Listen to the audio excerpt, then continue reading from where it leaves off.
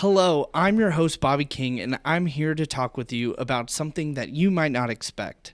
This podcast is a place where we talk to people who are willing to share their thoughts on the church today. This will be pastors, Christians, non-Christians, the average church attender, other religious members, people who have never experienced church before. I want to give people the opportunity to have a true and open conversation.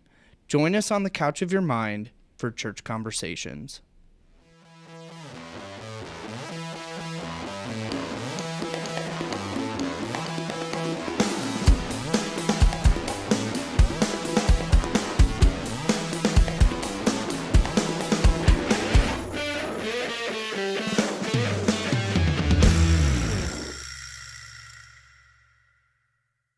Welcome to Church Conversations. My name is Bobby King, as you heard in the intro, but I want to introduce you guys to my friend, Rabih.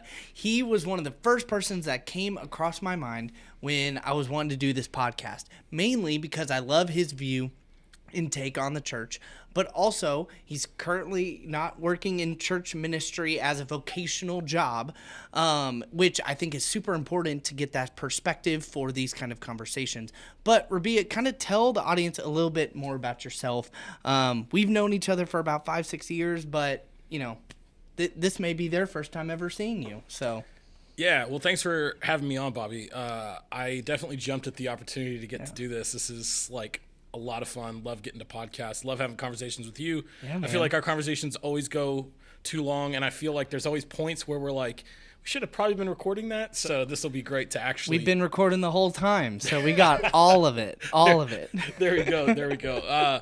Yeah. So I guess background on talking conversations about the church. I was raised in the church.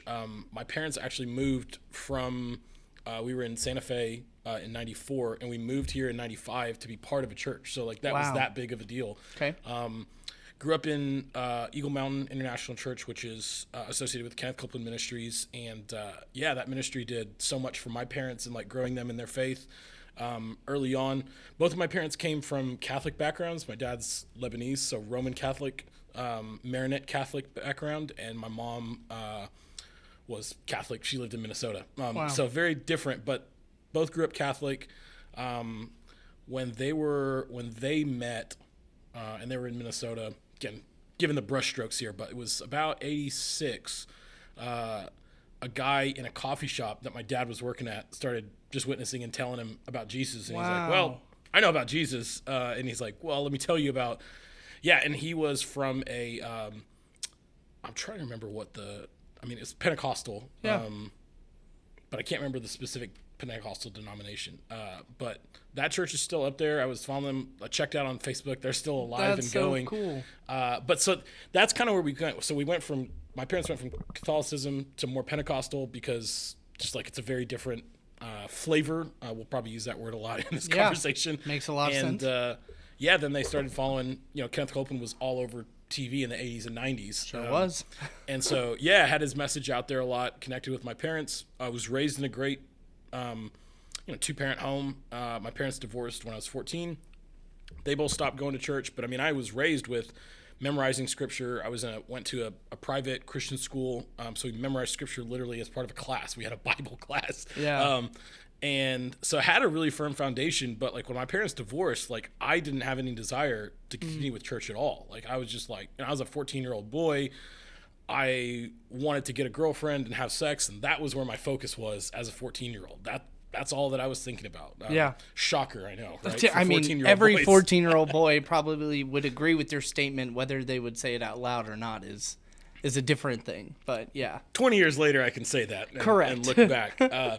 But for about 10 years of my life, didn't walk with the Lord, didn't have any expression of my Christianity. So whatever you want to call that, if you want to call that I wasn't saved, I think I would for myself say I probably was never transformed by Jesus at that point. People can argue the theology of that, but when I was 23, I had friends that were I was really disappointed with where my life was at 23. Graduated from college, didn't really have any direction, and had some friends that were Christians that were saying, the main thing you need to do before any of this stuff is give your life to Jesus. And I was like, no, I know what that's about. That doesn't work. Didn't work for my parents. Didn't work for me. Yeah. I'm not really interested. I started giving them all the, atheistic, early Dawkins arguments like, well, what about the Bible says this? What about this? This is like, just like really low level, thought I was smarter than everybody. And they, to their credit, because they were my friends, they listened and they heard me out and they're like, okay, well, that's still going to be my number one advice. Like, we can still talk about what's going on in your life, but like, you're not going to be able to do anything else unless you get your order of operations right, essentially. And that's the first thing. You need to surrender your life to Jesus. And I was like, okay. So I started listening. Thankfully, this is one of the things I think we're going to get to talk about, which will be fun. But podcasts were still relatively new, but I was pretty early on the podcasting game. So like 2012, I was listening to podcasts all the time on iPad or iPods at the time. Not even true. No iPhone at that time. Classic or something, probably. Yeah. And I thought because my iPod had a color screen, I thought I was really, really cool. But listen to some podcasts. A guy, his name is Stephen LeBlanc. He was the pastor of Gateway Young Adults at that time. He now pastors Sherman Bible Church. Cool. So shout out to Sherman Bible Church. There He's you still go. preaching and doing awesome stuff. But I mean, through his preaching and through listening, through reading the Word of God, like, I really believe God transformed my heart, and I was not open to accepting the gospel. I was just trying to placate my friends who were saying like, well, actually look into this. When's the last time you've done it? And because I had taken, research methods classes in college and stuff, I was like, well, it's actually been 10 years since I've really, looked into this stuff. So let me do it. And God kind of just slipped in there, and he had a plan going on a lot. It's all he needed. He needed that just little bit of tapping into your internal aspect of where, like, Rabih, he's a researcher, he's a studier, he's a learner. I just need to tickle that part of him just a little bit, and boom, that's so cool. Yeah. So I went from there, was looking for a church. I went to a church that was called McKinney Bible Church at the time. Okay. It's now Doxology, if you know where that is, like Yes. off of Hewlin. Yep.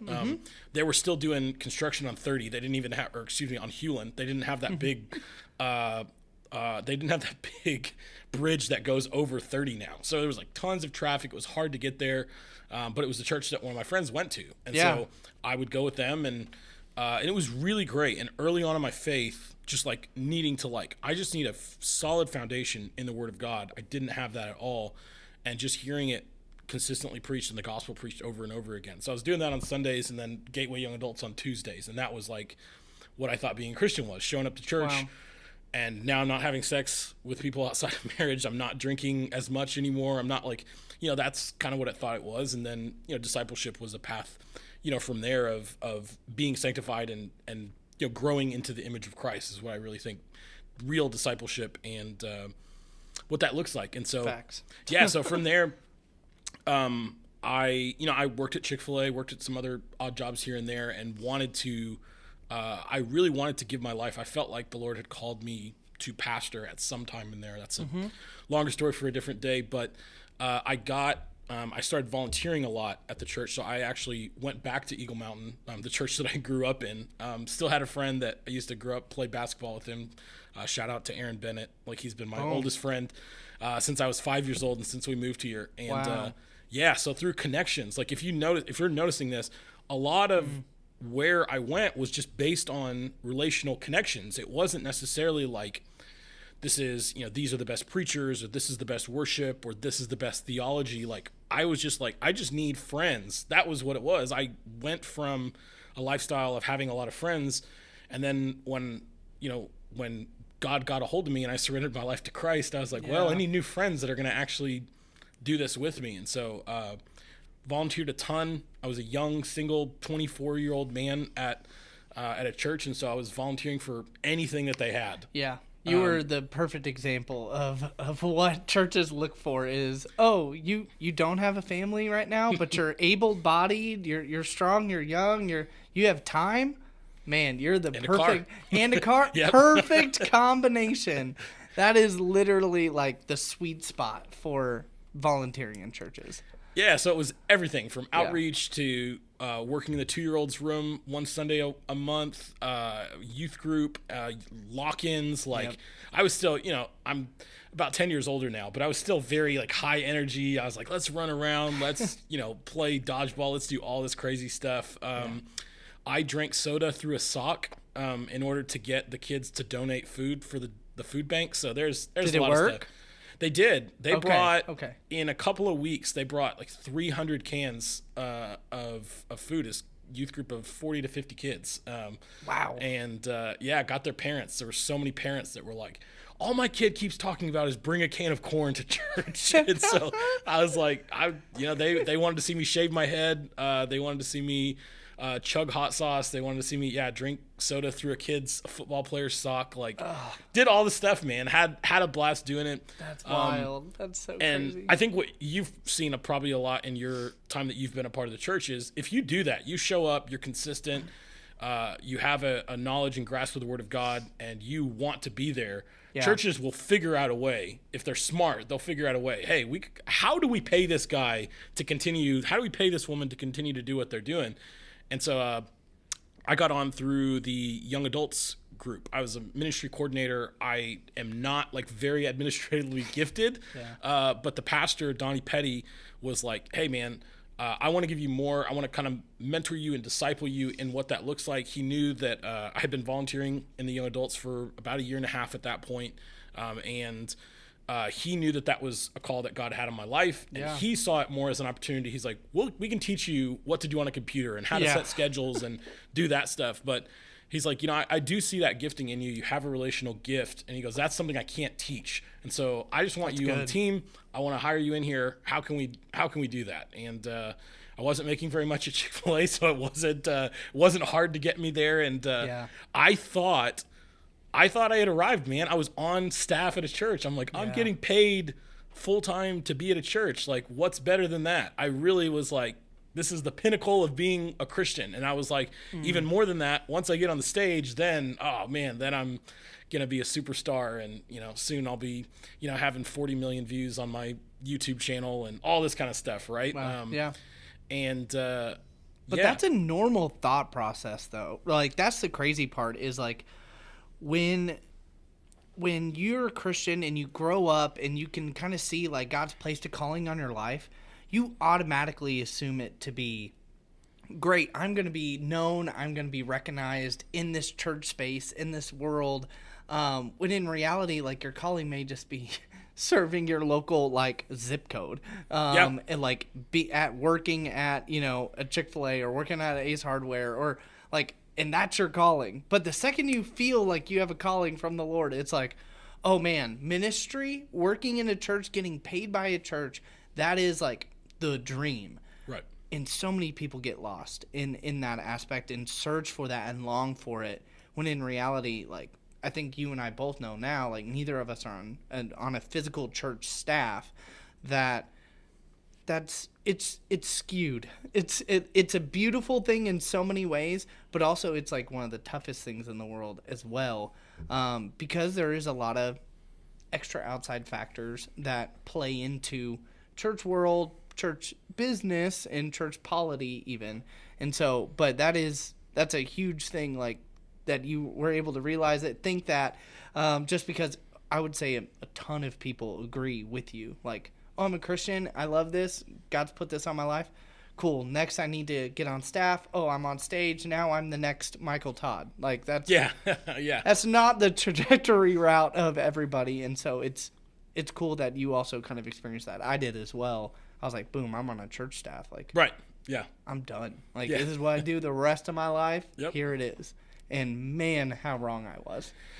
It was so wild, man. I mean, I could tell a million stories at the time that I was there, but it was great, man. I really enjoyed. We certainly didn't do things perfectly, but I still have a relationship with Donnie to this day. From that was 2014. I think I met him in 2015. Came on staff. Wow. And so he still is a big brother, a discipler to me. And so that has been honestly the best part of all of that, was like being able to take a lifelong relationship. He married my wife and I. I mean, we worked for the church, so we could have asked the senior pastor to do it. But again, I was in a deeper relationship with Donnie, and I was like, man, he knows the ins and outs of my hearts. I've shared my sin struggles with him. I've shared when I was like, dang, this girl is cute. I think I want to start talking to, like, so he knew the insides and out of it. And so that part's been really cool. Again, making a longer story short, we moved to Dallas. That's when I met you, was being part of Initiative, a nonprofit that was, seeking to unify the church body, specifically among like young adults and millennials here in Dallas. And was super excited about that. Started going to Upper Room there in Dallas. We visited probably 5 churches while we were there, knowing that we wanted a church in Dallas. We were going to live in Dallas. There were options to still be here in Fort Worth. That's where we grew up, was in Fort Worth. My wife and I both grew up here. We just felt like, wherever you are, whatever city you're in, that's where you need to be giving your life to. So that's just a personal conviction of ours. It's not like, don't ask me about how far, 11 miles, 7 miles. Like, I don't know, whatever point you believe that you are operating in, a local church. That was important for us. So we went to some churches. I mean, I could name them or not, but and we didn't have any negative experiences. Like, we were only going for like 2 weeks, a week here and there. Loved them. But when we went into Upper Room, and there was something about, just the way that they did things there. There was a line that was said that really shook like my understanding of church. But the senior pastor, Michael Miller, said, he's like, this service is not about the lost, and it's not about believers in here. He's like, this service is about him. And I was like, wow, wait a minute. I guess that is true. Like, but all of my training, quote unquote, all of my church statistics, all of my Barna research, all of it was about like, okay, how do we equip saints, or how do we reach the lost? But like, I didn't see research about like, okay, how do we worship God better in this corporate gathering? And so that was mind blowing. I mean, I looked at my wife when we walked out, and I was like, I don't know 100%, but like, that is what I want. Like, I want to know what that is about. What is this idea of having a corporate gathering that is specifically focused on God alone, and the rest will work itself out? It shook a paradigm for me, for sure. I remember being on staff, and I remember us talking about young adults. Well, what do we do here with programming? What do we do with preaching? What do we do with worship? Do we gear it toward lost people that we want to be here, that are non-Christians, that are coming in? Or do we gear it toward equipping saints? Which one do we do? And it was like there was a kind of a struggle between the 3 of us that were on staff, and then even the volunteer leaders, and those that, it tended to be those that were part of church longer, tended to want and seek out, well, we need to be equipped so that we can go out and do the work of the ministry, versus those of us that I felt like had not been Christians as long were saying, well, the important part is to bring the lost in, and then shepherd them, and then walk them through discipleship, and then send them out. And so I don't know. I'm going to throw a question at you quickly, but turn the tables on you here. Okay. Oh, how the turn tables, Michael Scott. Yes, there it is. If you were going to look at that dichotomy, whether it's, or how has that played out for you? Have you ever heard that idea of, well, we have to focus on the lost, or we have to focus on our sheep, right? We have to focus on equipping our saints or the lost, or is it about God? Is it about lifting him up? Like, what has that looked like for you in your own experience? Yeah, definitely. I think that most churches, that is the 2 questions, right? And, in reality, there's no other even like real third option. Like those are the 2 situations. And that's where churches really get trapped into either pleasing their sheep and their flock, or their then seeker friendly, and both of them have negatives and both of them have positives, right?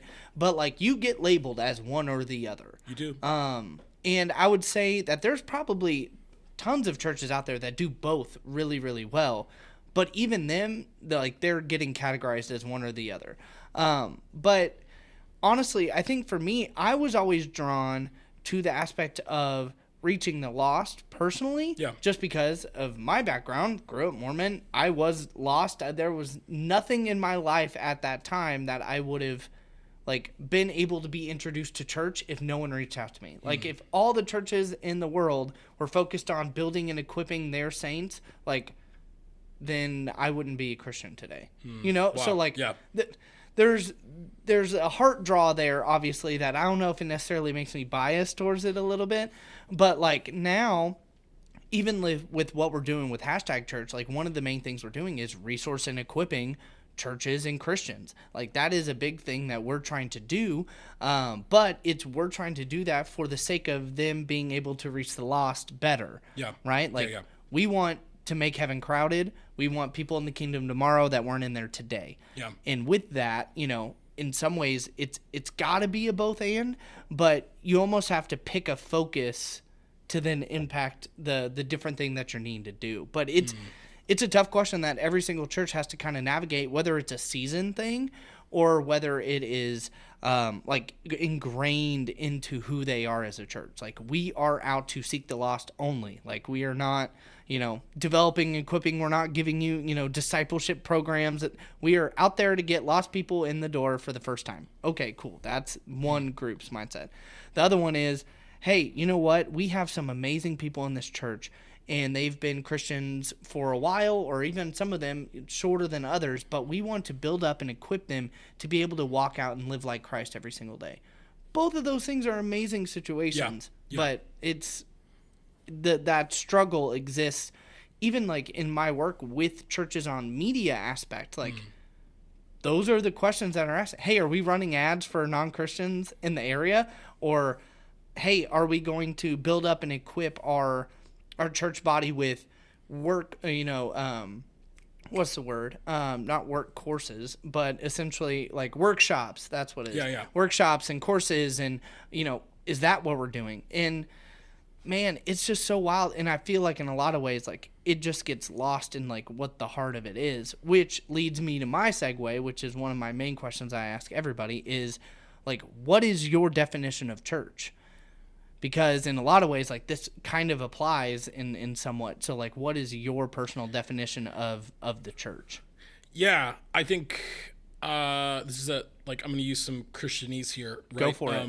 But Big C Church, right? Yep. Have you ever heard that? Like it's like Yep. capital C. Yep. Capital C Church is if you're looking at like the Apostles' Creed, it's when it says it says the Catholic Church, one holy Catholic Church. I think we in the West typically think Catholic, so we think one expression of Christianity, and the original like meaning of the word Catholic in that sense meant, you know, the Christians that have been, the Christians that are, and the Christians that will be. And so in this universal, you know, all together at one time, that's what I would call the Big C Church, is Christians that have lived in the past, and Christians being the people of God is probably a better term. So the people of God would include Moses, who, right, didn't have the opportunity to accept Jesus as his Lord and Savior while he was here, but he was part of the people of God. And so that's what I would say for Big C. For if that's what you're asking. If you're more asking like what does the local gathering look like, or what are some of the both and or neither. I'm down for all of them. Yeah. So that's what I would say. If somebody's saying like, well, what should church be? Typically, and most people when they think church, they think, you know, the steeple, right? Mm-hmm. 4 walls, the steeple, stained glass, and you go in there, you sing some songs, you pray, and you know, there's it's just the boringest thing that you've ever been to. Yeah. Or, you know, now there are so many expressions that are essentially, you know, concerts, right? There's lasers and lights and smoke, and you're like, where am I? Like, am I in the club, or am I in the club, or am I at a church right now? Or something in between. Or there's these weird, like, you know, there's a room that's, you know, 2,000 square feet, but, you know, they have lights that should be lighting up, you know, a 55,000 seat arena, and you're like, whoa, guys, somebody in here made a call on these lights, and these are burning my retinas here in the back row.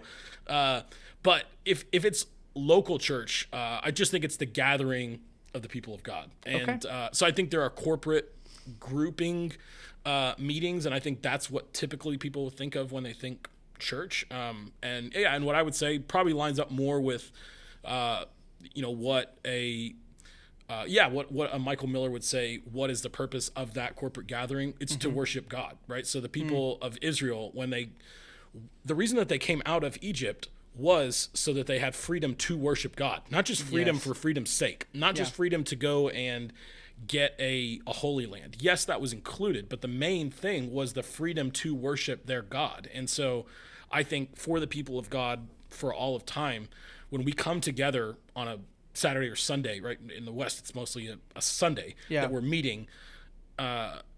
If we're doing that, I think the main focus should be, how do we glorify God in this, and how do we do those other things? And in glorifying God, in lifting God up, we will equip saints, and we will also reach the lost through that. But I think that's great. Hopefully that answers definition. Definitions are tough because you can just Google definition of church, and you'll find 50 different ministers, and you'll find definitions from 1,000 years ago, 5 minutes ago. Somebody on Twitter is defining what the church is, right? Yeah.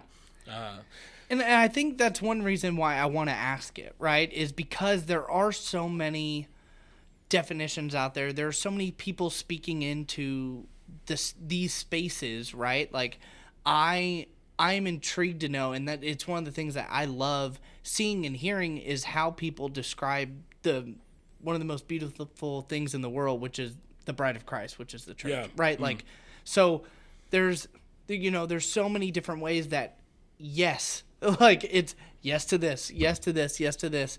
That one maybe whatever, no, but like there's so many different expressions, and honestly, it's really cool to see how God has essentially laid it out for different people in a different way. And I think that one of the reasons why I kind of wanted to have this is because I caught myself having conversations with people, and their definition and expression of church was the most beautiful, eloquent way that they explained it for them. And then it was the most beautiful way and explained it for somebody else. And I was like, man, like I want to just talk about church, what that means, what that is, how it's good, how it's bad, and all of those things from different perspectives and different people, because I have a lot of different friends in different circles of church, and people that aren't in church, different religions, all of that stuff. And every single person has a different definition, not necessarily because they contradict, but different definition of how they're able to be expressed through that individual. So that's one of the main reasons why I even ask it, is because it's really cool to see how everybody takes time and dissects that definition. But of course, like they can Google it. But I mean, in reality, I would much rather, talk to people about it and have that conversation with them.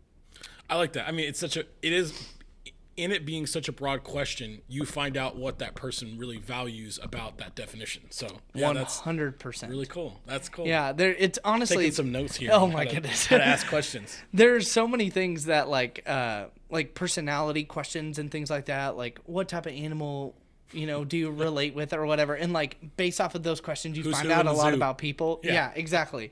And I find out a lot about their walk, about where they even are in their walk in that moment, right? Like, because in reality, for me, church is probably, the definition of church has changed hundreds of times, maybe. Wow, yeah. Like, it's insane, because honestly, I'll come across something, or I'll listen, I'll hear a way that somebody describes something, and it can radically shift and change how I view church, how I view Christians, how I view Christendom as a whole. Like, and it's really cool to just this ever-changing, almost pottery wheel of what we believe this church is. And like, if I just place my thumb slightly there, well, the shape of that church is now completely different.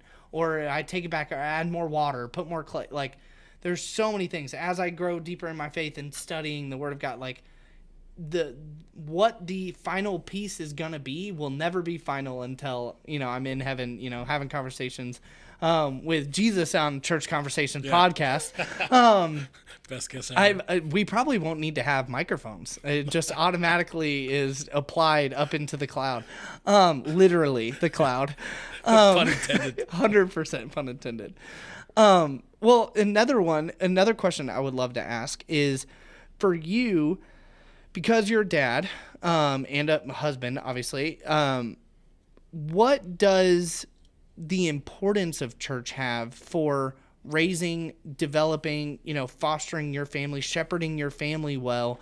Because as you know this, but I believe that, we are supposed to shepherd our households and all of those things, be the person that is pouring and being responsible, spiritually for my household and my family. Right. So what does church play in regards to that? Also, is it something that is more fluid? Obviously, like with COVID and stuff, I think every aspect and image of church changed.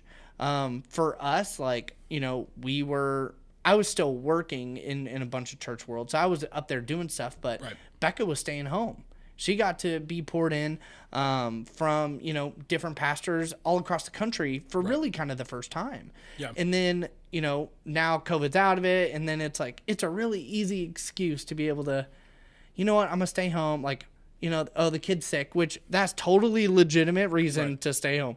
But, kid's sick. Oh, cool. I'm just going to watch online or whatever. Like, how does that work and look like for you in your personal household of, hey, church is this and it's important to us as a family. Like we've set those standards at the beginning, but what that looks like now and like how you're trying to raise your child and your children like in the future.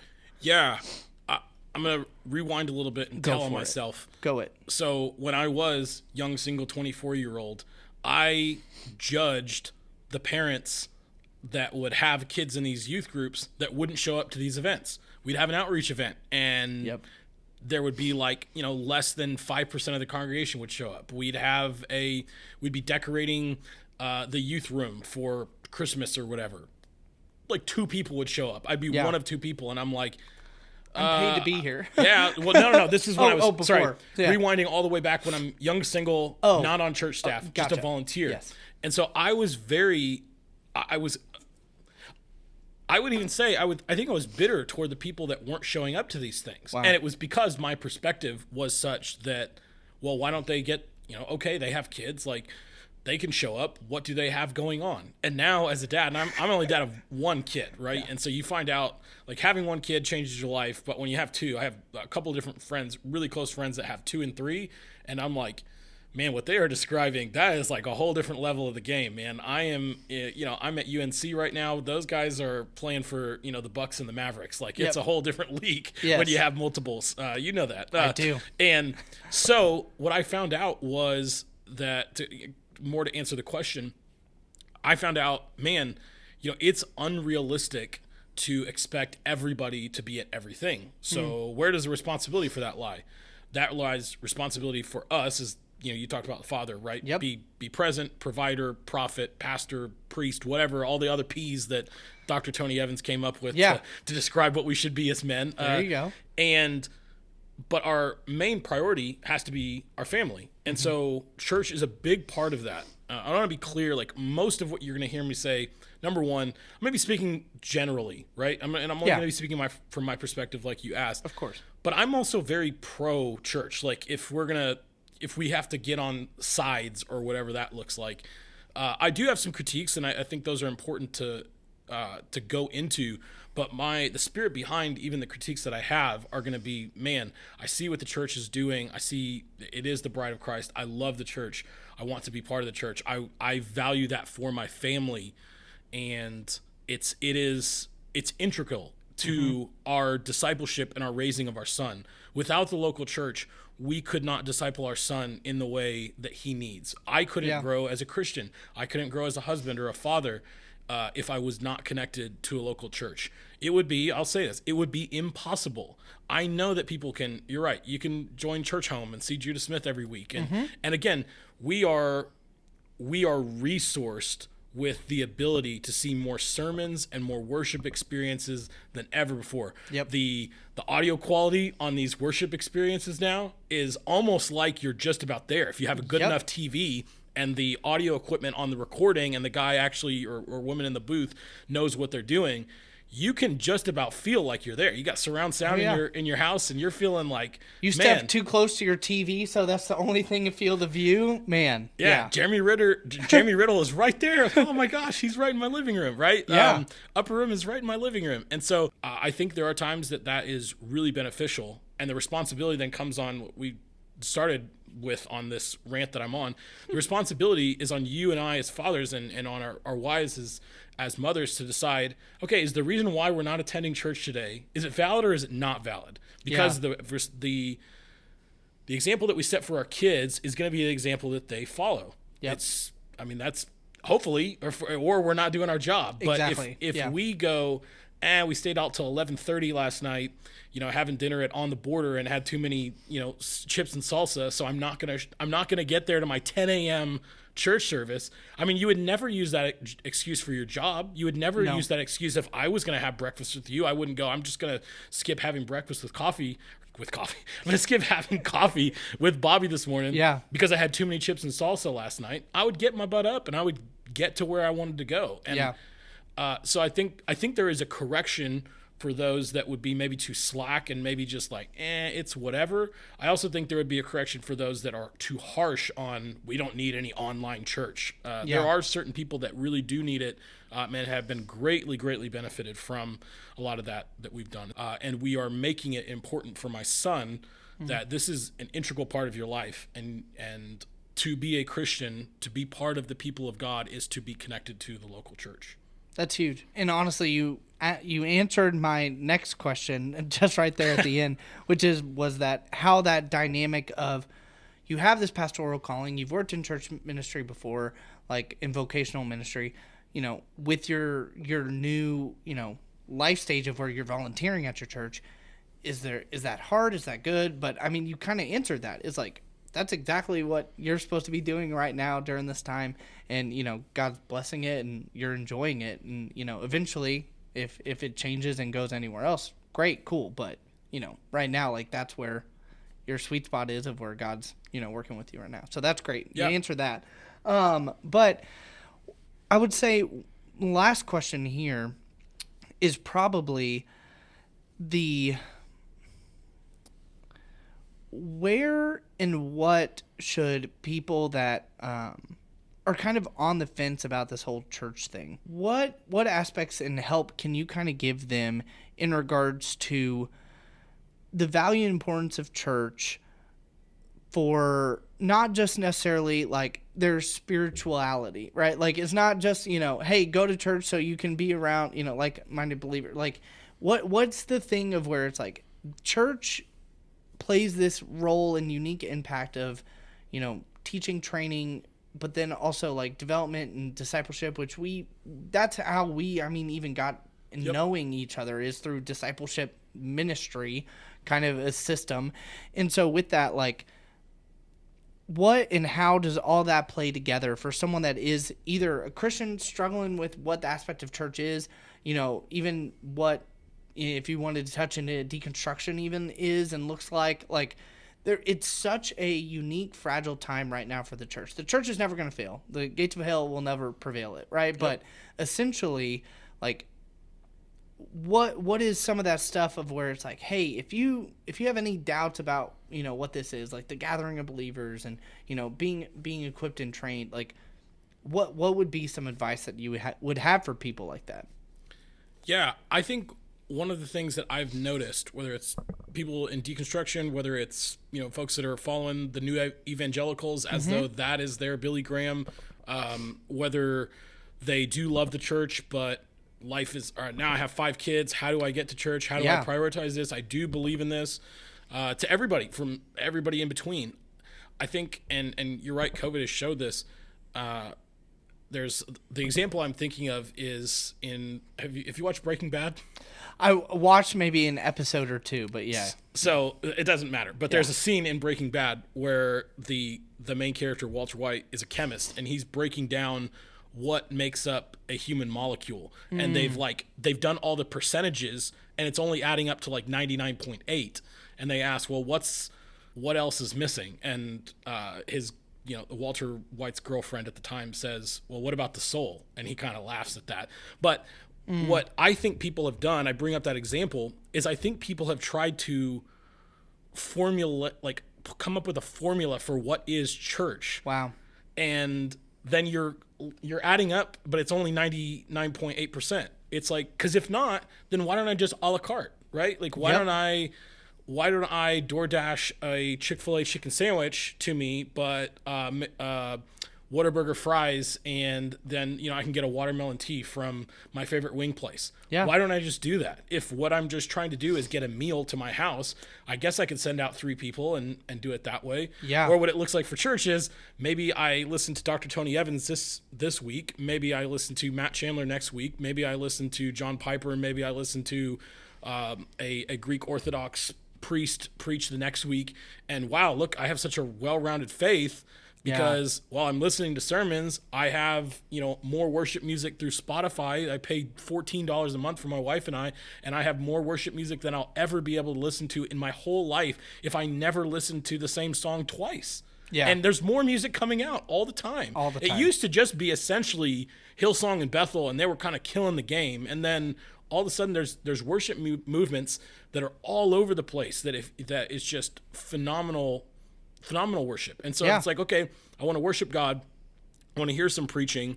And I mean, what else am I going to do? Like, I volunteer, right? I volunteer in a different place. I can, volunteer at the food bank, Tarrant area food bank. So what else do I need to do as a Christian? I can pray here in my house. I can do that. And I think what the part that is missing in that is I think the part that's missing in that is Paul talks about in Ephesians 4, he says to strive eagerly for unity. And so if we do all of our different things separately, if we a la carte out our local church experience, I think we miss the value of having to be in relationship with other people who believe almost about the same as us, but are different than us, that are different racially, but not just racially, that are maybe the exact same race as us, but they're different in their political leanings. They're different in the way that they choose to raise their kids. They're different in the way that all of the differences that we have as human beings. They're taller than us, shorter than us, they're louder than us, they're quieter than us, they're more expressive, they're less expressive. They think these parts of church are really important. I think these parts of church are really important. Yeah. And you know what? It is easier to just tap out from all of that and me just listen to Robert Morris and have elevation worship this week and just sit on my couch with my wife. And then when that's over, I can flip over to Paramount and I can put on Paw Patrol for my son, or I can put on the football game for myself. Yep. That's easier, but that striving together for the unity of the body of Christ is missing if I just a la carte all of that out. And so for whatever, any correction to that would be to anybody, take that as you will. And again, I'm one guy. Yeah.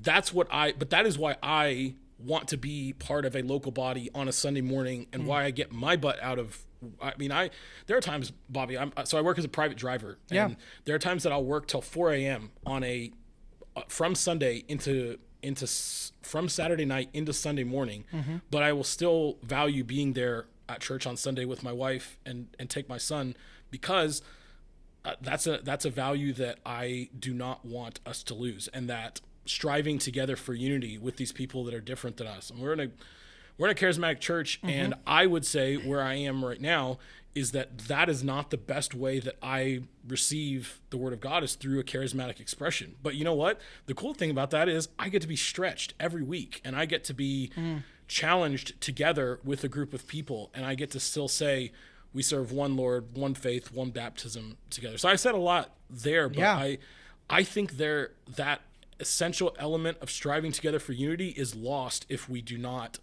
make a Sunday gathering, or Saturday, whatever gathering, a corporate gathering together of a body of believers. That can be thousands at a Watermark church, that can be 7 people together in a home. As long as the gathering is for the Lord and is together with his people, I'm like, man, God bless you.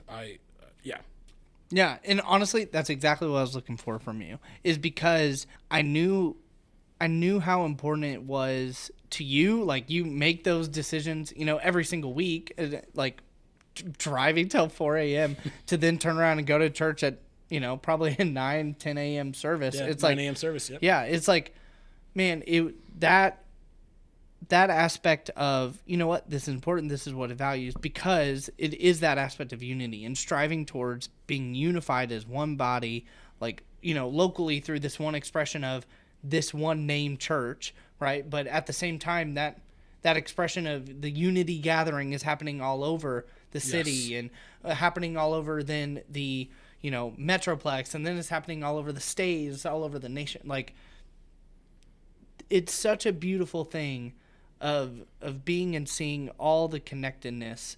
And I am a big proponent of, you know, online church and things like that. I think there's people that you're going to be able to reach that you would never be able to reach without it.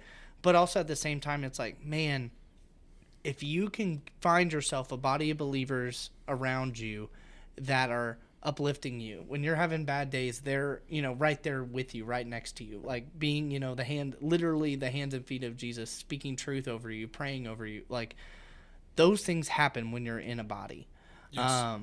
And it's just so cool to be able to see and hear, you know, your examples as well.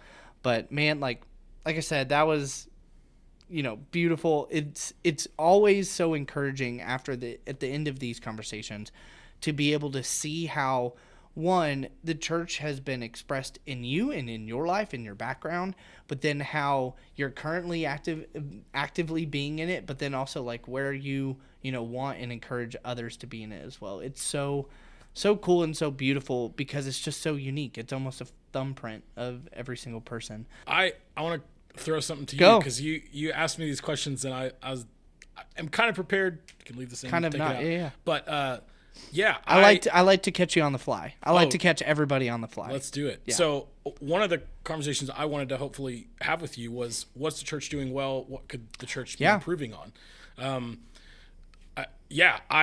I think some of the things that the church is doing well is one of the things, and this isn't sucking up to you. This is the church is resourcing its people in a way now with all those a la carte things that I'm talking about.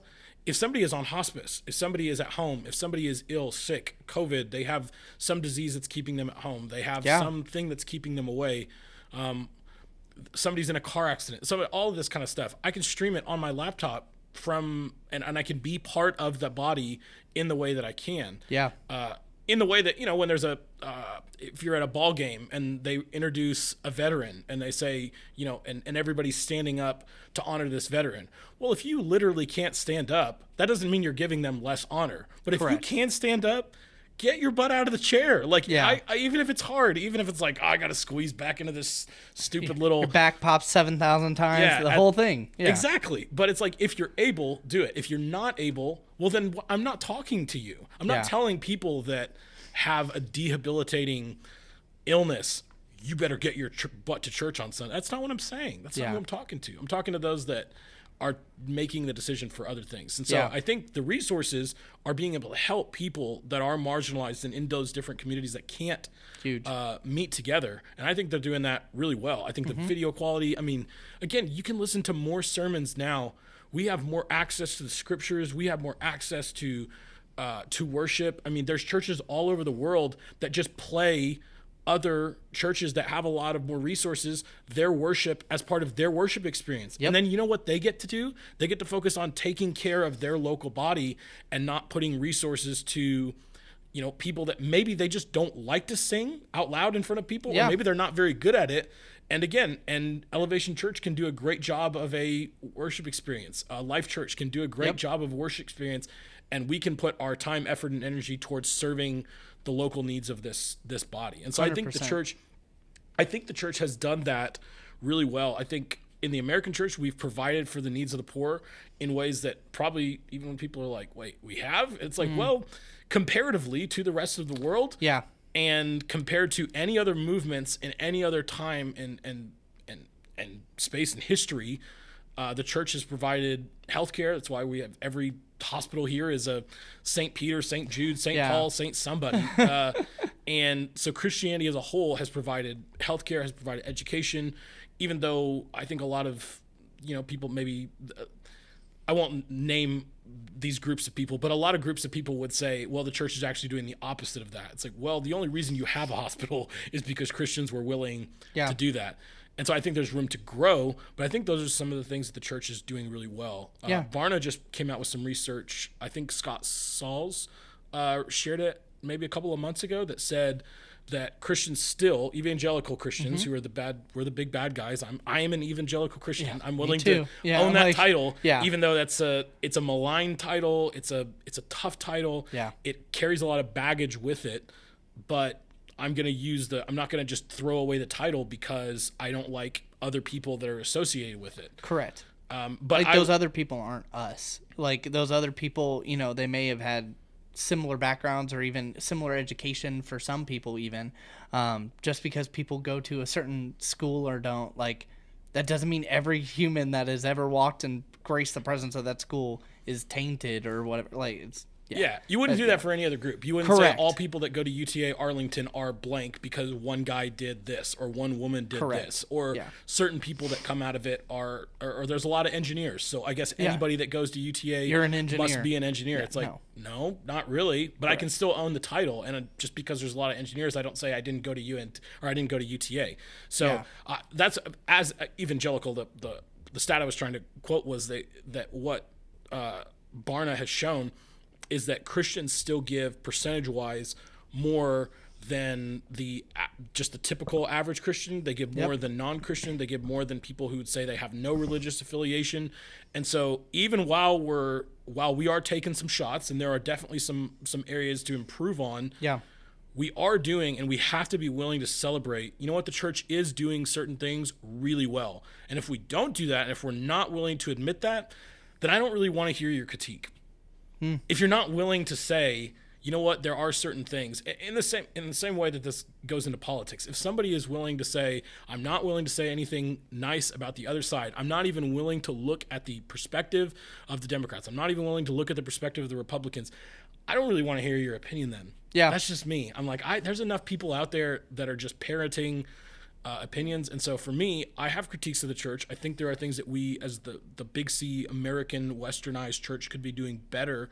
But I want to celebrate the things that we're doing really well 100%. And be very thankful and grateful to God that we do live in a time that, I can pull up 40 versions of scripture. Like, I can pull up scripture in different languages. More than that. Yeah. At the drop of a dime. Like it's incredible. Through one app, I can look at 40 different translations, right? I can look at ESV, NLT, NASB. I can look at Spanish Bible. I can look at all these different languages, and I am very thankful to the Lord for doing His work, but for the people that have done the hard work of getting us to this place. And again, for people like you who are providing worship experiences, who are providing resources that are helping discipleship and coming alongside discipleship and helping those, I think, the main deep practices of Christian faith and growing.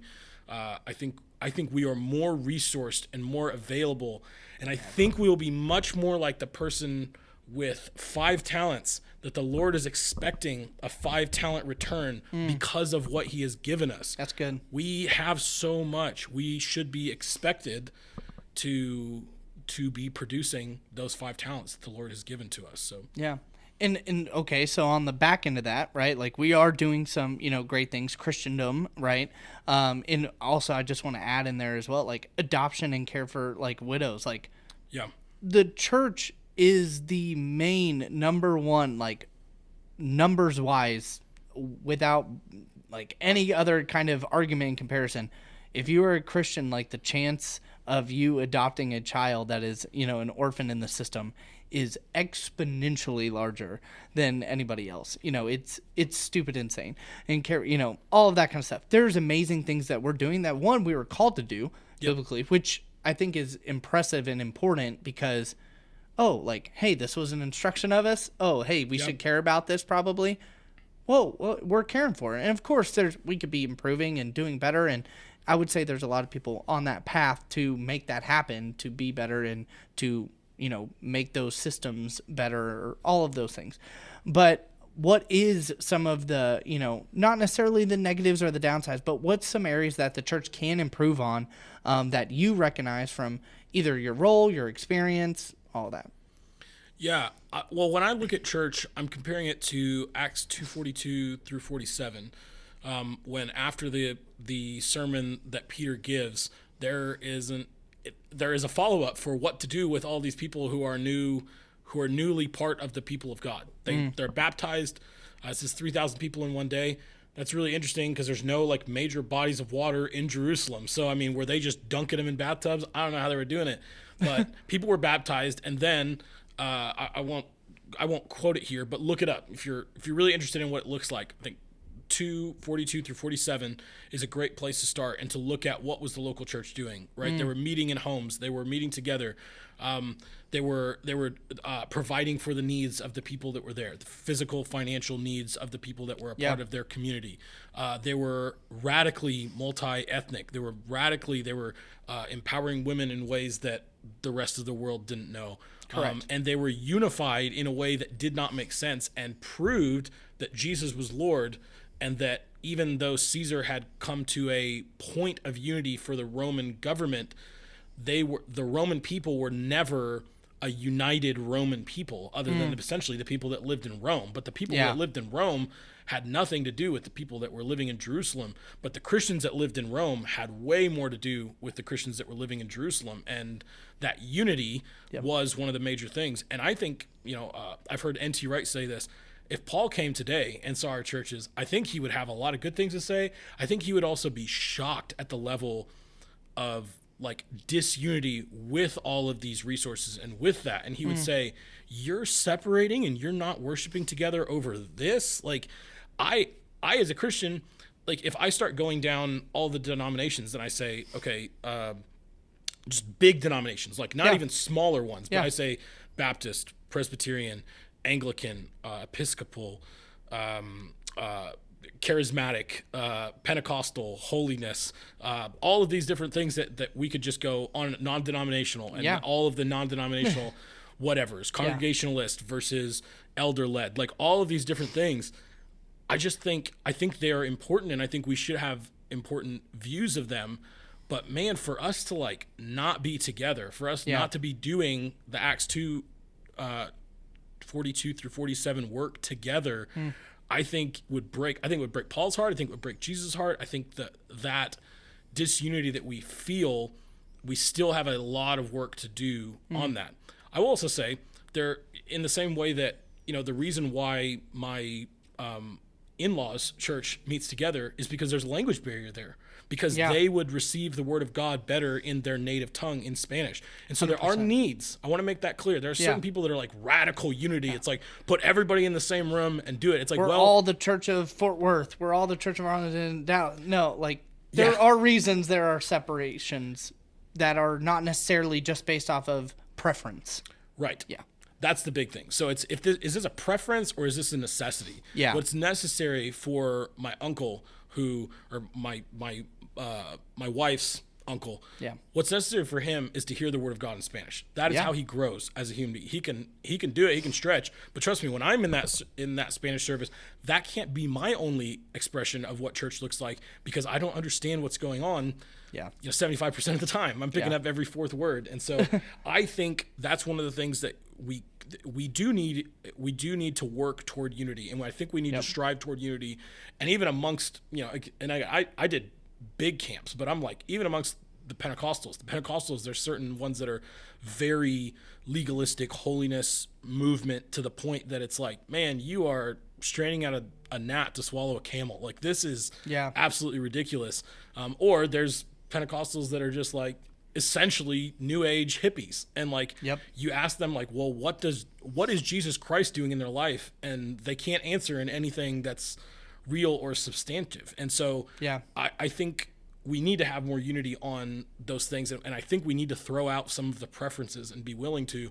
I think part of what's going to happen is funding for certain churches. I think buildings are going to start going away. I think all those things are going to be longer congregation, but we are going to almost be forced to have to be put into a place of unity, because we don't have the comfort of being able to just continue to do things the way that we are. But I think that's a huge one. You touched on adoption, and you touched on serving widows and orphans, and I think the church does that. You're right. Per capita, I think it does it better. I think we have a long way to go. there's a guy, his name is Dr. Anthony Bradley, and he gave a statistic one time, and I had to look it up because I couldn't.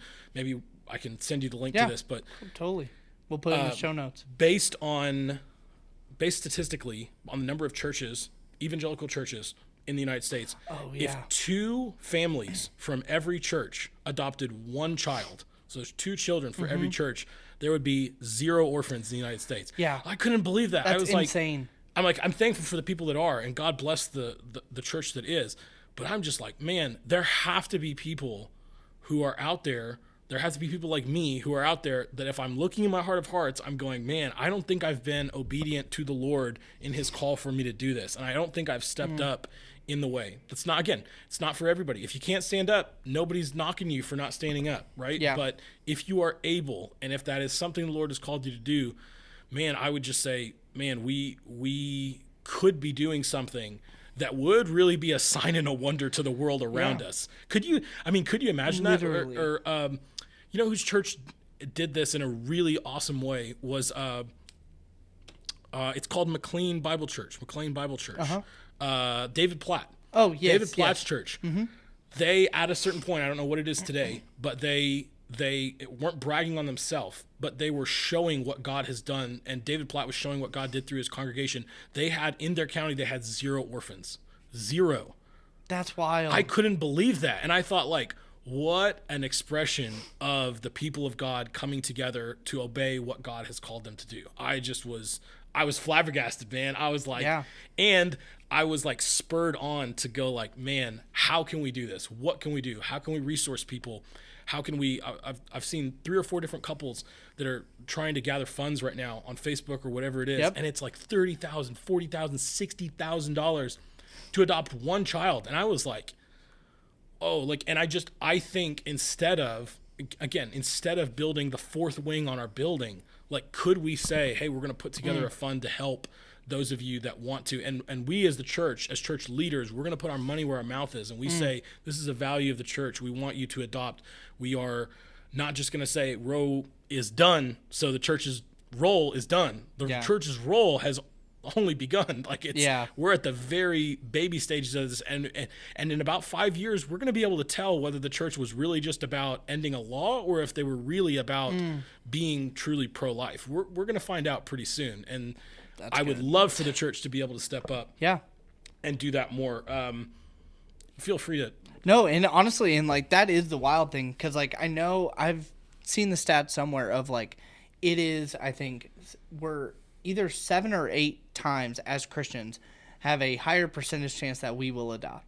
Yeah. And then it's that stat as well of where two families in a church did that. Like there's 0 like.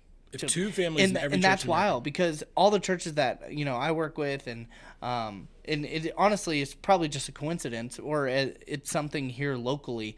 A lot of churches around here, we have a heart for adoption, and honestly, I mean tens and tens of maybe even 100 families in some of these larger churches are adoptive families. Yes, and that's so cool, and it's so awesome. But then that also then just shows how many churches out of, like, I think there's 348,000 churches right now in America. Something like that. 46 or 48. I can't remember. But, like, out of that means how many percentage of them are doing none and they have 0.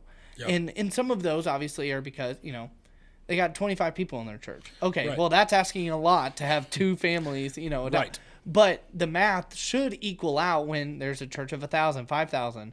Well, yeah, they better have more than two people adopting families. So it is just crazy. Like, there's so much room for improvement, or even the system of how it works, right? Like, back in, you've touched on politics a little bit, is like the church's role and like the Christian's role, not necessarily the church and politics, whatever, but essentially Christians that attend church. Like, if you want to make changes, like, do it at your local level, like, play a part. Like, oh, hey, our foster care system in this county is janked up. Yeah. Cool. Go in there and figure it out. Like, bring people in, like, ask questions, like, find consultants of people that are in other counties and do it, whatever. Like, there are roles that we can do and improve and grow. And, that is some of the things that I would agree with you on, is like the church can improve, but it's not for the lack of us not trying, or it's a big overarching problem that everybody has. I would say the church as a whole doesn't have a singular overarching problem that every church in America has. But there's always things that we can continually be improving on, for our local community, for, even bigger areas. And as we kind of grow and Acts 1:8 style of like your neighborhood, your city, your and go all the way out, like how each church impacts the world. There are those things that, man, we can improve. Like you are able to be a hand and a foot in this capital C church, or finger, or a fingernail. I mean, with all of those things, to be able to impact, grow, and develop, the bride of Christ into what it is supposed to be. Right? Like, we know we're never going to see perfect this side of, eternity. Right. But, man, our goal should be going always towards, like, what God has perfectly envisioned for his church to be. That should be our goal point, and that should be, where we're aiming and directing. And I think there's moments of where I'm like, man, we're really making strides in this area towards that. But then, when you're doing that, well, one's falling off over here, and then that gets picked up, and then another one. It's a never-ending game and puzzle piece of moving all those things around. But no, I totally agree. It's that struggle of where it's like, man, like we can always be doing it better, something better. In working in excellence, which is a big thing for me, and something that God's called me with is like, hey, work for excellence, like. Everything I do as the Lord, like I do it in excellence. Absolutely. Cool. I've gifted, people in their skill sets and their abilities to do those things with excellence.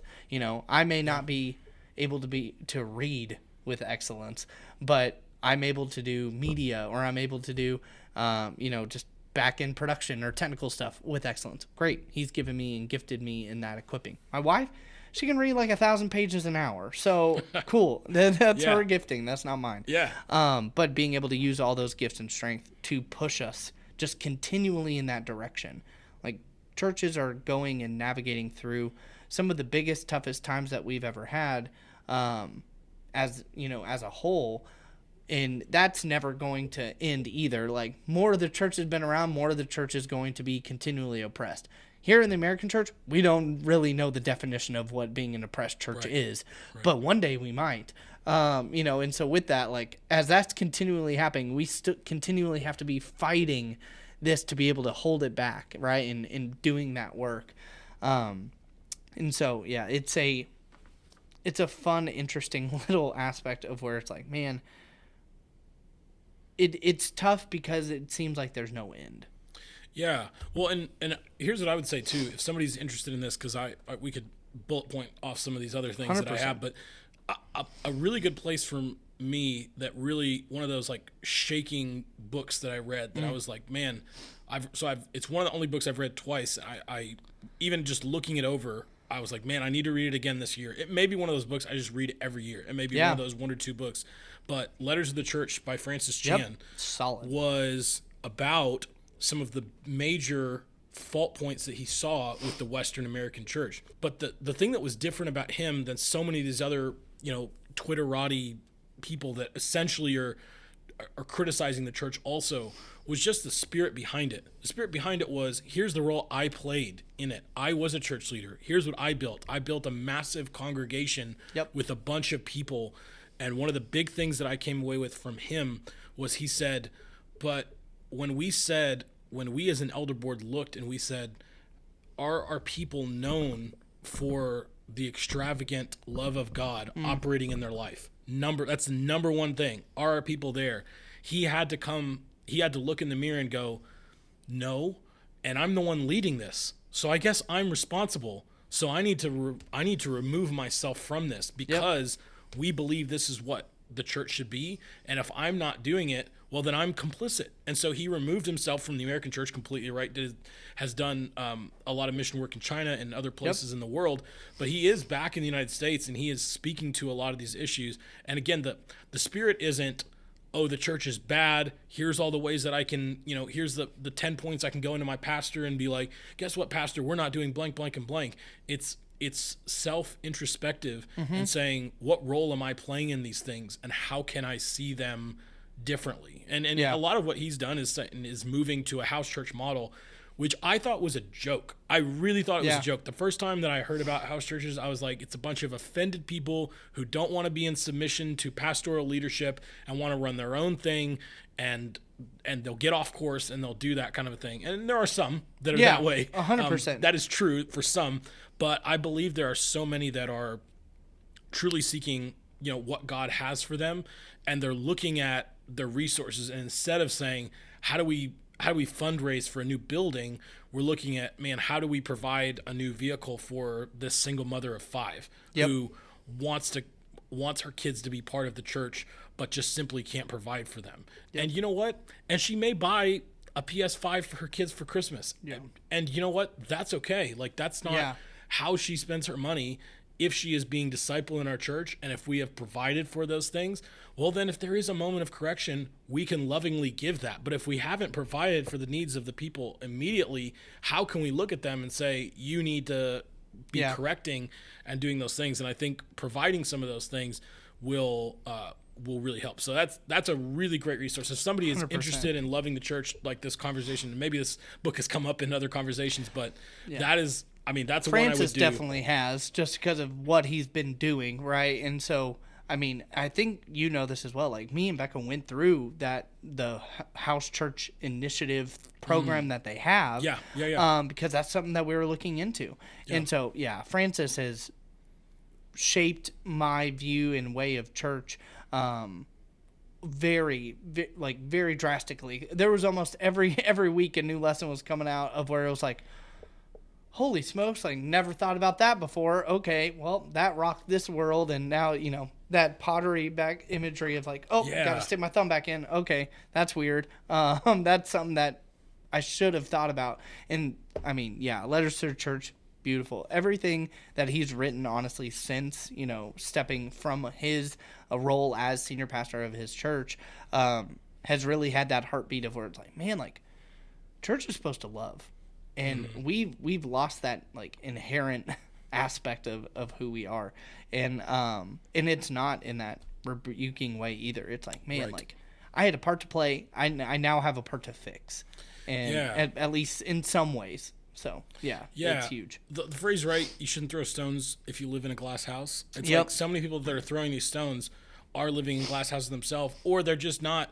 Like, man, if you're on the team, I don't want to hear your critique. Like, if you're going to say, oh, I'm an ex-evangelical because I do blank, blank, and blank, like, okay, you know what? Maybe, like, there's more important things that you need to figure out in your life rather than just throwing stones at the people that hurt you. And I'm willing to say that. I'm willing to say there are so many people that have been hurt by the church. Yeah, but you know what? A lot. Maybe the most important thing in your life, if that has happened, is not to just hurt people back. Like, if that's really what you're... Now, if you're just vengeful and that's just what you want to do, then... Okay, I guess go for it. But there are so many people that are, I would call friends that I have had to have conversations with, because I've just said, man, like, I just don't understand what this is, and I don't know your level of hurt, and I don't know what you've gone through, but man, like, it seems like there's got to be something that's out of whack here. And there's a lot of other things that we could say. And again, if you want, we can bullet point some of these things, or we can just kind of try to wrap from here, whatever you're feeling. Doesn't matter to me. Let me check with the time. You can keep going. I don't mind. Cool. Yeah. Yeah. So I think, for those that would be in that place, I think the other thing is, I think the church could do one of the ways it could improve, it could do a really good job of hearing these people out. I feel like there are those that just want to throw, they just want to get out of it because they, look, 14-year-old, because I wanted to have sex with a girl. I didn't want to go to church because if I went to a church, then I would know, and I would be convicted that what I was doing is wrong, and I would hear in the church that what I'm doing is wrong. Now, for those people, that you're not who I'm talking to, but there are generally people who are hurt by things in their churches. And let me say this: every church I have been at, I have been hurt and offended by certain things, by leaders, by people in the church. I know what that is like, and I would tell stories that would make people just shocked, and I've done it in personal conversations. I've said, hey, these are things that have happened when I've had these kind of conversations. These are things that have happened to me, and they go, what? And I go, and you know what? And I'm still deeply committed to it. My wife has said really mean things to me. I've said really mean things to my wife, and I'm still committed to her. Yeah. And that commitment doesn't go away just because I have been mistreated by my wife, or I've been mistreated by a friend. And so I know the church is an organization in the sense that there are 501c3s. There's, there are big, almost corporate level structures for some of these churches. I get that. What I'm saying is the main important part is that we are a body of believers gathering together. And you know what? So if you're hurt at that church, maybe that's not the church that you need to be at, or maybe it is. Or maybe there's some submission that needs to happen. And one of the things I think churches could do better is, let's say I'm moving, use my example, I'm moving from Upper Room to coming into Mercy Culture. One of the things they asked is, what's your relationship with your past church? And so we said, we were at Upper Room, we're in good standing with Upper Room, we were giving financially, tithing, we were volunteering. And they said, okay, are there people that we can reach out to there that can confirm those things for you? And I was kind of like, since I was telling the truth, I was encouraged by it. But I was thinking, man, I wonder how many churches are doing this because, and they said, a lot less than you think. The reason that they said it was because, if you are just essentially, if you're just ghosting your previous church because you want to come to the cool new, and Mercy Culture has been called that here in Fort Worth. Oh, they're the cool new guys on the block. And people have left the Mercy Culture because of certain differences and things like that, and have gone to other churches. And all of a sudden it's like, instead of actually discipling non-believers coming into the church, we're growing numbers leaving because we're just swapping sheep all over the place, right? Yep. And I think churches and pastors and systems could be developed to go, hey, so if you were hurt, if we were hurt by Upper Room, and if we're leaving because we're really upset with someone or the way they did something there, I think it was responsibility of the Big C Church, of all the churches, to go, you know what? That church is on our side. So if we need to make amends with them, and you can come in with a clean conscience before God and with those people there, because if you come in with unforgiveness, you're just going to find the same kind of things or different things to get offended by there. And or you find like-minded people, and then now there's a group of people that have unforgiveness or have bitterness, and like that's not good and healthy for that new church that you're going to either. And so like it is very much in a way important on the new receiving church's end that you take the steps to be able to be like, hey, what is that relationship like? I've had situations where I've left different churches for different reasons, but I've never been asked that, and never once. And essentially, if they asked me, I would be honest and tell them the truth. And hey, this is what happened. This is the situation. I'm good in a good standing, or I'm not in a good standing with them, just because I'm open like that. I don't mind having those conversations. Right. But the fact that I've never even been asked is insane. Like it's honestly crazy. But it's one of those things of where that's a huge touch point, because the number one rate of growth in a church is transfer growth. Right. And there are outliers out there. Like some of the fastest growing churches in America aren't because of transfer growth. Like it's because they're making impact in their community for the first time or whatever. But everybody else, churches that have been around, their number one growth rate is transfer growth. Right. But also, like, who's checking that box? Like, who's saying, yeah, I transferred here just because this had a better thing for my kids. Well, that's great. That may be true, but, like, you're just now moving over. Like, did you even cancel your membership at the old church? Like, how, it's not Planet Fitness, but at the same time, like, there's a role and responsibility you play. And what if a bigger church comes along with a Better Kids program? Are you just going to leave us for them over there? Like, if you're just doing it because of just that, or just that's the only reason, then there's no real.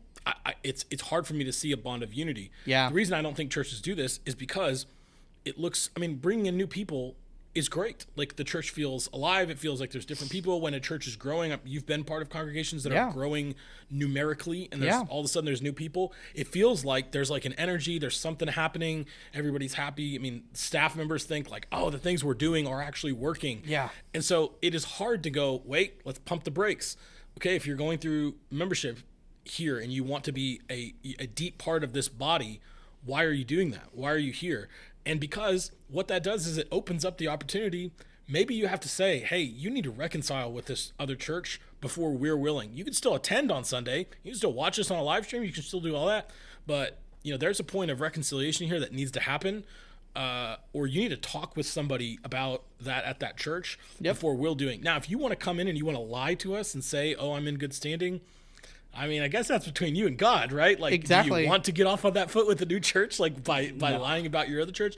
No, and I think that, but churches aren't they're not incentivized to make sure that the people coming in are wanting to really truly be committed there, because it's easier to just go, we had 1,000 new people in the last 6 months. And that looks like, wow, the word of God is spreading, and we're killing it. Yeah. We're doing the Acts 2 thing. And it's like, well, after Acts 2, the people had to, Acts 3 through 6, the people began to have to spread out and they had to go everywhere. And so if you would have looked at that, you would have maybe said the church in Jerusalem is not doing so hot. And if you see what Paul is writing to these different churches, he's asking for support financially on the Jerusalem church. And I think there's a lot of people, if you were using American Christian metrics for whether a church is doing well, if you looked at the Church of Jerusalem, you would say, well, they had thousands and thousands of members, and now they're down to barely hundreds. And those people, are they really committed? Are they actually, what part of unity are they in? And so I just think that's another one of if we're truly all on the same team, if we're truly all for unity in the body of Christ, we need to be willing to say, maybe this person's not willing to join in a real highway. And there's a longer conversation around just church membership and what that means. Yeah. I think we could raise a standard. I'm always a raise a standard guy. I'm always like, make it harder to do this, because if somebody is willing to meet that standard, then that's somebody that I want on my team. That's somebody I want as a friend. That's somebody I want as a church member, whatever that looks like. And so that's not the only, right? Just checking people and going, hey, are you okay with your previous church?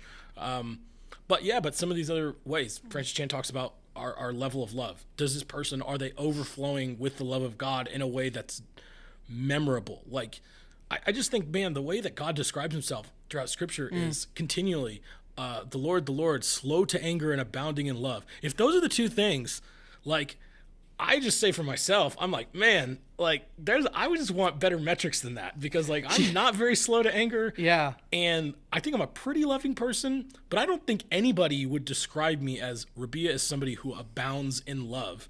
Yeah. And I'm like, man, if those are the attributes that God uses to describe himself most frequently, then maybe we should take that for the people that we want to be part of our church. And that we should, before we do that for other people, we should look in the mirror and go, I don't know. I'd probably say, if I'm like really truly being honest with myself. Yeah. And so what that means is, doesn't mean that I can't be a part of any church. It just means that all these resources, all these things, it means that I have a real dependence on the church to help me get to a place where somebody actually does say, wow, yeah, Rabih is somebody that abounds in love. And I think the church is set up and is able, if those were the metrics we were looking for, rather than, Rabih gave 50,000, over what he gave, $50,000 more than he gave last year. And the metrics are skewed.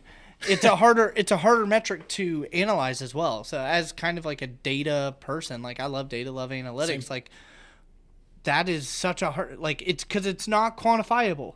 It's like, because even like if you are abounding in love, that doesn't result in, cool, you've led 10 new people to Christ. Like that's not how that works. Right. Like it's there's necessarily no quantifiable number of being, man, our church is abounding in love. Like you either are or you aren't. Like I mean, you could be on a growth trend towards it, but like it's a weird line, because that's the easier. How many attendees do we have? Is our giving up? Is our giving down? Are we having more people attend our events? Are we having more people engage with our digital content? Like, I can provide you numbers for all of those. Yeah.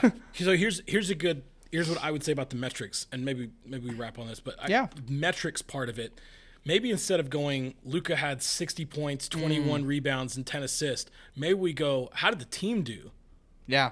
How's the team record? right? The way that we measure success from some of these other players, and it's if you go to the NBA, it's a rings conversation. Yep. Well, why is Michael Jordan the best? Well, he won 6 championships. Well, why isn't Bill Russell better? He won more championships. This person didn't win, or Chris Paul's never won a championship. Yeah. But check out his stats. I think sometimes in Christianity, we're looking at it and going, well, this person gives a lot financially. We can't afford to lose our big fish, to upset them. Yeah. So, if they say, I don't like what so-and-so wore on the stage, maybe we'll take that into consideration because, maybe they give $10,000 less. Maybe their next tithing check is way less than it was. Yeah. And instead of doing that, what if the metrics were, how many poor do we have among us? Like, what if instead of how many actual people attended, maybe we get that number so that we can go percentage wise. Of course. But maybe we go like how many people are living below the poverty line in our congregation? Yeah, huge. And what if can we get that number? Can we do golf? Can we get that number to 0? Can we do that? Can we make sure that the people in our congregation have a working, running vehicle? They have Wi-Fi. So their kids can do their homework. They have these certain basic life necessities. Is there anybody that's so hungry that their kids are small and are not growing at the rate that they should be because they're undernutritioned? Yeah. Like, is that you want to use quantity? Because I'm the same way. I'm a numbers guy. So I'm like, how do we do this? Yeah. What do we do? How do we go discipleship? Are there steps and stages of discipleship programs that we can put in place that we can say, hey, the discipleship program is not the goal, but if we're saying, hey, people are moving along, this is a way that we can say, hey, we've trained our people in prayer. We've trained our people in what giving financially looks like. We've trained our people in being generous. We've trained our people in if you're a charismatic church, we've trained our people in praying in tongues and what that looks like and what a relationship with God is and what a relationship with God is not. Because sometimes, especially for pastors, how would you even know if the things that you're doing are actually making an impact unless you can quantify those things? And so I just think the numbers that we're choosing to highlight could be chosen differently. Yeah, could be chosen better. And so how does that love show up? Or do we have this? Do we have these certain things showing up, or do we not have those certain things showing up? And And so if anybody else wants to know, I got all of the answers for all the stuff. All of them. I'm sure I will listen to this conversation in about a year and be like, oh my gosh, I can't believe I said blank. And I will look forever back, immortalized. Right. I will look back and say like, man, I was so off on blank. I wish I knew the depth of blank. And I think what the good news about that is, and you use the example of the body so many times. This person's a finger, this person's a big toe, this person's an arm, this person is this. But when we do that, and I think instead of, again, going back to individual statistics, instead our goals are how are we as a body doing these things, and how can we, so if we're as a body not adopting any children, we don't need to go and be like, you look like the kind of person that needs to adopt. Yep. We need to preach to our church and say, this is the reason why, here's what God has done for us in adopting us as his sons. And our big brother was the firstborn of many brethren that were going to come in, and that's us. And so we understand not everybody can do it financially. Not everybody can do it time-wise. Not everybody's called to do that. Yeah. But if you are, and if you do know that God is calling you to do this, we want to help equip you to do those things. And I think if we did that, and because I am committed to being part of a local body, and because I'm committed to the local church, I am confident that I will continue to grow in the areas that I don't know and don't understand about what these things are. And yeah, I wish there were more people that were on board with this, man. I wish there were people like us that were young, that not just, I don't mean this in a old geezer shaking my fist at the world, but I'm just like, yeah, man, you have so much energy toward changing things. Like, come on with us. Like, we need you. We need those people those that are criticizing and yet not helping build. Criticize and show what's wrong, and then say, and this is what I want. This is what I want to do about it. And you know what? And sometimes that won't be heard, and sometimes that's where our role is. God told Isaiah, preach until all the streets are completely bare. Preach until your preaching doesn't have the effect that American church would think Isaiah wasn't a very good preacher. All the people got taken away, but he did what God had called him to do. And so No, Yeah, man. it's an aspect of obedience. Well, bro, thank you so much for your time. And let's talk about this again.